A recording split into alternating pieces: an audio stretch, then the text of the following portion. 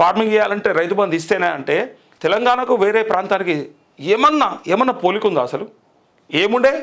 కరువు కాటకాలతో చచ్చిపోకపోతుండే, రైతులు ఆత్మహత్యలు చేసుకోకపోతుండే, మర్చిపోయినరా అది గుర్తులేదా?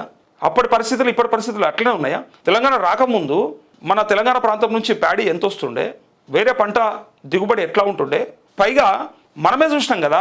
కాళేశ్వరం కట్టుకోకముందు, కాళేశ్వరం కట్టుకున్న తర్వాత, పైగా ప్రాజెక్టులు నింపుకున్న తర్వాత, కొంత రైతులకు రైతు బంధు ఇచ్చిన తర్వాత ఎంత పెరిగింది, ఎన్ని లక్షల మెట్రిక్ టన్నులు ఎంత ధాన్యాన్ని తీసిండ్రు మన రైతులు అనేది మనం లెక్క తీయలేదా, చూడలేదా? దేశానికి అన్నపూర్ణ లెక్క ఉన్నది ఇలా పరిస్థితి. గతంలో ఉండేరా మరి?